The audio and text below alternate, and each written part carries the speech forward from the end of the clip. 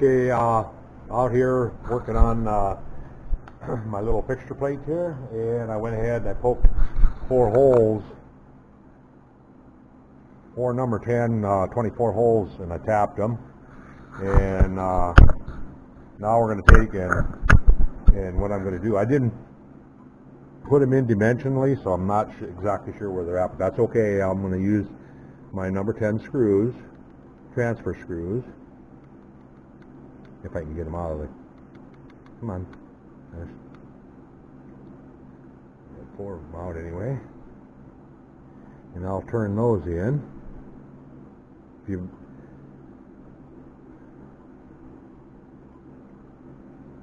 And if transfer screw, all it is, it's the thread. It's like a set screw with a point on the end of it, and it's got a little hex to drive them in. And what you want to do is you want to set them so that they're just above the surface. So you don't want to set them too high, because if you set them too high, especially if you're transferring holes on some material, you can mess up the little hex, and then you'll have a heck of a time getting them out.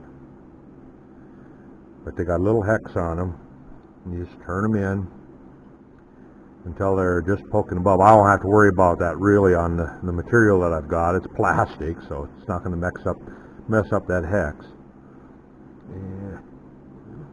Yeah. Anyway, I'm going to go ahead and I'm going to turn these in all 4 places. Put them in, and I'm just setting them so that they're up just above. I use these a lot in the tool and die shop.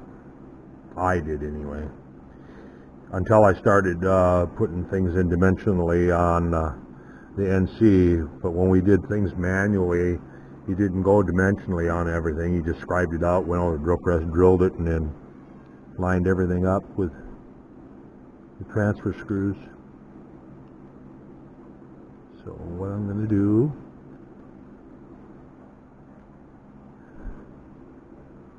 right, so now I got those. Now I'm going to put my locators in, which is one's there, one here. Now see, I kind of messed up. I should have put that locator over further. It's going to be in the radius, so I can't reload my part once the profile's cut. So I'm definitely wanting to do all my inside stuff before I do the profile. I take my part that's going to nest in there, and then you just take a little hammer,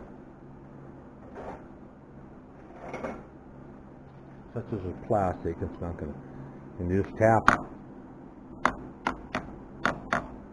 So those little screws, the little screw points now have embedded themselves into the plastic.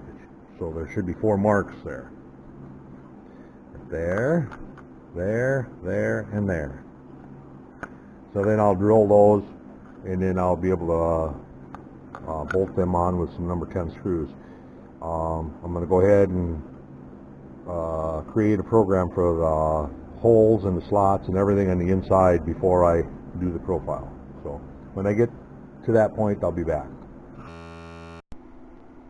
Okay, I drilled and tapped my holes here, and I transferred and poked my holes in my material, wrote the program for doing the inside work. I'm going to go ahead and I'm going to set my machine up. I'm at the 0 X and Y where it belongs, but I need to set my Z height yet, which I will just crank the knee up. I don't know if I've told you, but I like my little height setter that I made. I do like it, yes.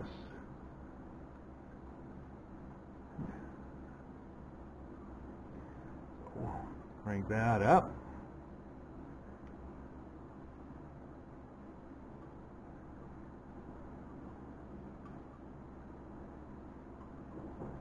Okay, I'm going to zero my dial on my knee. And then I'm going to drop it and make sure that it repeats. Right on.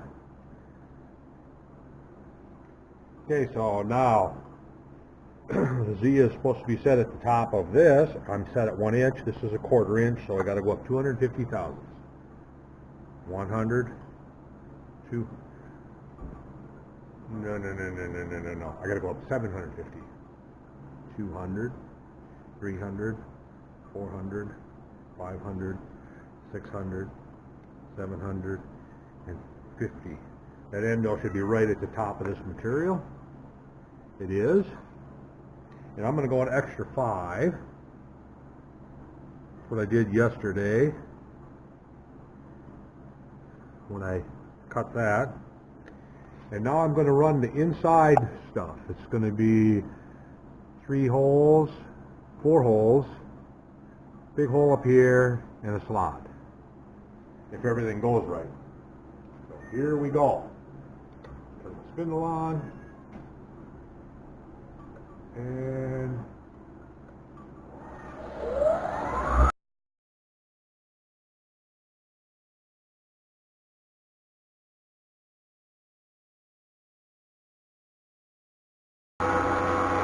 we have to go back to home to 0, 1 inch above.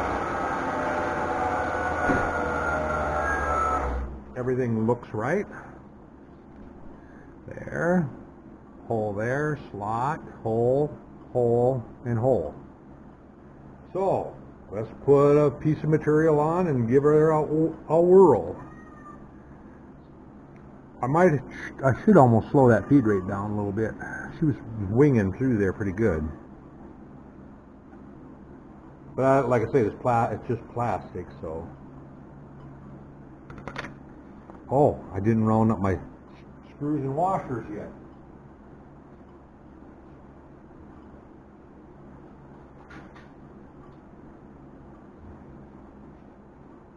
I spaced out getting my screws and washers. I'll be back.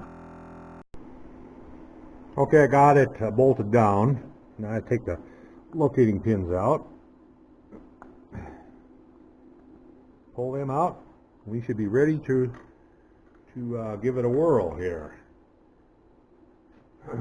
Hopefully I'm not going too fast on my feed rate. I'm going to slow it down a little bit.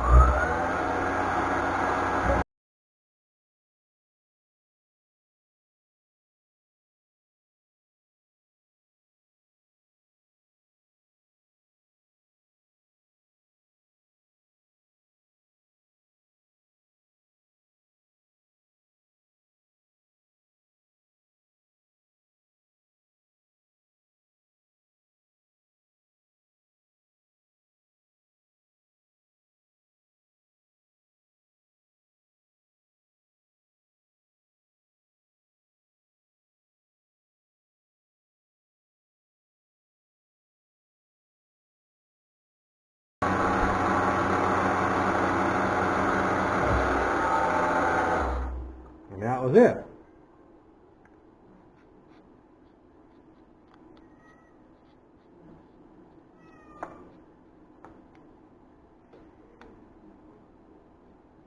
So I'll get it cleaned up and I'll give you a look at it. Okay, I set up the other camera. I got the first one done here and all cleaned up. I got the second one on. I set the other camera up because I didn't know how good a job my little camera did. So anyway, we're gonna run it again. Only this time we're gonna do the profile first. And I turned my air blast on. I don't have no coolant in it, it's just air to keep the chips away. So here we go.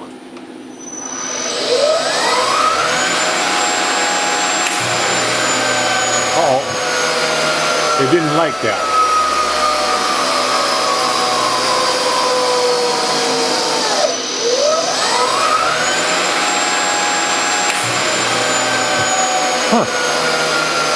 Never had a problem with it before. Now I'll flip it to manual and turn it on. I'll just turn the blast on. Let's research that and see what's going on here. I think it's because it's not allowing enough time for it. I think I need to put spindle start. Yeah, I'm not sure. I'll figure it out though. But it is running with air blast on now. With no coolant in it, just air.